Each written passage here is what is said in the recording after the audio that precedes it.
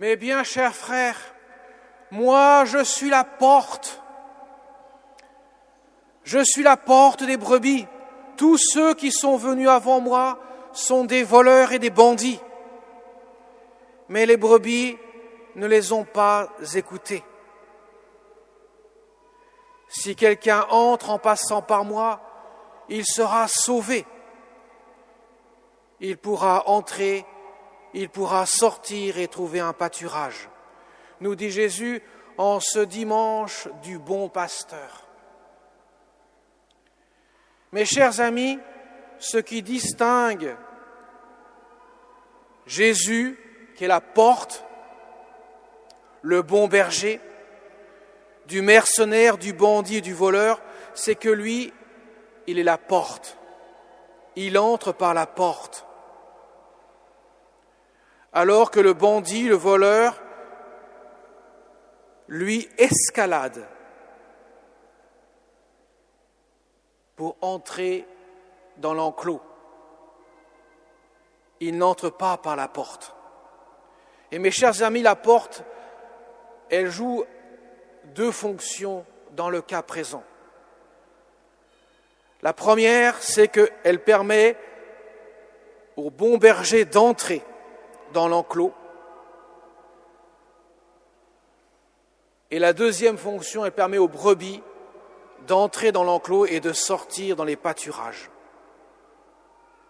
Autrement dit, quand Jésus dit « je suis la porte », ça veut dire qu'il est nécessairement celui par qui les brebis peuvent aller de l'enclos vers les verts pâturages.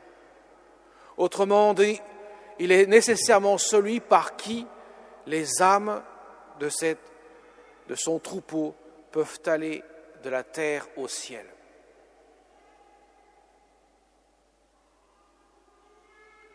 Voilà pourquoi il y a une nécessité que celui qui sauve les brebis soit la porte. Il est le moyen par lequel les brebis peuvent aller dans les verts pâturages. Il est le moyen pour que les hommes puissent entrer dans le ciel. Il est non seulement le bon berger, celui qui les conduit, celui qui par sa voix, elles l'écoutent, elles le suivent, mais il est aussi le moyen par lequel les brebis entrent au ciel. Il joue les deux fonctions. Le moyen est celui par qui elles trouvent le bonheur éternel. Ainsi, mes chers amis, son humanité de Jésus, son âme et son corps humain seront l'instrument, la porte par laquelle les brebis peuvent être sauvées. C'est en donnant sa vie sur la croix, en offrant son cœur à être transpercé d'amour, en prenant toutes les souffrances humaines dans son cœur sacré, dans sa chair humaine, pour en rendre juste chacun des hommes devant le Père et lui donner à profusion la source intarissable de la miséricorde divine, qu'il permette ainsi à chacun d'entre nous de connaître le bonheur du ciel. Voilà pourquoi il est la porte. Il est l'instrument du salut. Dieu s'est fait homme précisément par son humanité, il puisse permettre à tout homme d'entrer dans l'éternité. Ainsi, l'humanité de Jésus sera l'instrument du salut. Un instrument. Elle est uniquement en vue de la rédemption. L'incarnation n'a de sens que si elle trouve sa plénitude et la réalisation dans le mystère de la rédemption. Voilà pourquoi Jésus, lorsqu'il va ressusciter d'entre les morts, ne sera pas reconnu par ses propres disciples. Ils ne le reconnaîtront pas de leurs yeux de chair, bien qu'ils ne l'ont pas vu que depuis peu. Mais par contre, il montrera ses plaies, les plaies des clous et de la lance du soldat qui a transpercé son cœur, qui seront le témoignage même de celui qui a tout donné pour que l'homme puisse connaître le bonheur impérissable de l'éternité. Voilà pourquoi Jésus est la porte. Mais il est aussi le bon berger, celui qui connaît ses brebis parce qu'il les aime, contrairement aux voleurs, aux bandits, aux mercenaires qui ne les connaissent pas parce qu'il ne les aime pas, ou plutôt il les aime pour lui-même et non pas pour elles-mêmes. D'ailleurs, les brebis, elles connaissent la voix du bon pasteur, ne connaissent pas la voix du bandit, du voleur. Parce que Saint Jean nous dira dans sa première épître, tous ceux qui aiment Dieu connaissent Dieu. Celui qui n'aime pas Dieu ne connaît pas Dieu. Autrement dit, pour Saint Jean, aimer et connaître sont synonymes. Je ne peux pas connaître quelqu'un si je ne l'aime pas. Car quand je déteste quelqu'un, quand je hais quelqu'un, je réduis la personne au mal que je vois en elle. Mais la personne est toujours plus grande que le mal qu'elle peut faire. Voilà pourquoi connaître quelqu'un implique nécessairement de l'aimer. Donc il n'est pas étonnant que Jésus dit que le bon berger connaît ses brebis et que les brebis le connaissent. Et il les connaît d'autant plus qu'il a donné sa vie pour chacune d'elles. Sa vie, on ne l'a pas enlevée. Jésus dira lui-même, ma vie, nul ne la prend, c'est moi qui la donne. Voilà pourquoi il connaît ses brebis. Il donne sa vie pour elles, pour qu'aucune d'entre elles puisse se perdre par sa faute. Si elle se perd, c'est qu'elle renonce à écouter la voix du bon pasteur. C'est qu'elle renonce à suivre la vérité pour être libérée du fardeau du péché qui le rend esclave. Alors mes chers amis, Jésus a voulu que son troupeau soit guidé par des pasteurs, qui soient le reflet de son cœur. Le saint curé d'Ars, qui a été proclamé patron de tous les curés de l'univers, disait « Le sacerdoce, c'est l'amour du cœur de Jésus ». Quand le prêtre est ordonné, le jour de son ordination, qu'est-ce qui se passe? Il est prostré pendant la litanie des saints devant l'autel. La même attitude que le prêtre fait le jour du vendredi saint lorsqu'il entre dans le cœur de l'Église, il se prosterne pour signifier une mort à lui-même. Il remet sa vie totalement entre les mains de Dieu. Il se meurt à lui-même pour que le Christ puisse vivre en lui. C'est l'essence même du sacerdoce. Le prêtre ne peut être prêtre que s'il s'en remet pleinement entre les mains du Père par le Fils dans l'Esprit Saint.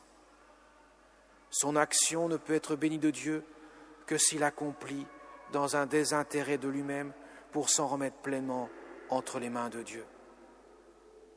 Mais lorsque le prêtre s'égare, lorsque les pasteurs s'égarent, comme le chantera Ézéchiel dans son livre, au chapitre 34, il parle des mauvais pasteurs qui s'engraissent pour eux-mêmes, qui refusent d'écouter la voix de l'unique et vrai pasteur qui est le Christ, bien sûr qui se révélera quelques siècles plus tard. Voilà pourquoi, mes chers amis, le prêtre est configuré au Christ, car il agit dans la personne même du Christ.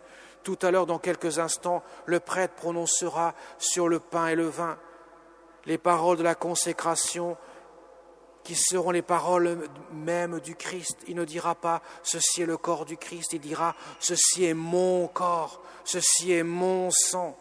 Lorsqu'il pardonne les péchés des fidèles, il dit bien « je vous pardonne vos péchés ». Il ne dit pas « le Seigneur te pardonne les péchés », c'est « je vous pardonne, ceci est mon corps ». Autrement dit, sa voix est celle du Christ qui agit en lui. Voilà pourquoi le sacerdoce n'est pas une promotion, il est un don. Il n'est pas quelqu'un qui serait élu pour ses compétences, il est un don. Voilà pourquoi le Seigneur appelle lui-même et l'Église reconnaît l'appel dans celui qui a entendu l'appel, pour qu'il puisse ainsi se conformer au Christ et faire sa volonté. Alors mes chers amis, voilà pourquoi aussi le Christ demande avec insistance de prier le maître de la moisson d'envoyer des ouvriers pour sa moisson. Car le prêtre est un don de Dieu. C'est la seule intention de prière qu'il a formulée dans l'Évangile. La seule. Il a demandé de prier le maître de la moisson d'envoyer des ouvriers pour sa moisson, car ces ouvriers doivent agir dans sa personne même. Ils sont appelés non seulement à entendre l'appel, mais à y persévérer. Et pour cela, il y a un double appel du Christ. L'appel pour répondre et l'appel pour persévérer. Autrement dit, l'appel pour être des saints. Car si le prêtre n'est pas saint, comment pourra-t-il permettre à Dieu de sanctifier les âmes si son exemple ne parle pas à travers ses paroles et ses gestes? Voilà pourquoi le devoir des chrétiens, c'est de prier le maître de la moisson, de prier pour vos pasteurs, pour qu'ils puissent être des saints et qu'ils puissent ainsi donner le Dieu, donner le Christ, vous donner ce qui est nécessaire à votre salut. Alors mes chers amis, après la communion, nous prierons Notre-Dame du sacerdoce. Car notre Mère du ciel se trouve être la portière, celle qui permet à la porte de s'ouvrir pour permettre aux brebis d'entrer dans les demeures éternelles. Car son oui a permis l'incarnation du Fils de Dieu. Non pas qu'il était essentiel pour lui, car il peut tout faire sans personne, mais il a voulu passer par le cœur de cette Vierge pour que de son sein naisse le Fils éternel du Père, afin qu'il puisse ainsi, par le oui de Marie, permettre à chacun de nous de dire oui à la grâce de nous sanctifier. Par le oui de Marie, Jésus nous enseigne que notre oui est fondamental et primordial pour que la grâce puisse ainsi opérer en chacun de nous. Nous la prierons donc et nous pouvons lui demander aujourd'hui qu'elle choisisse parmi nos enfants, nos petits-enfants, nos arrière-petits-enfants, de dignes serviteurs du Christ.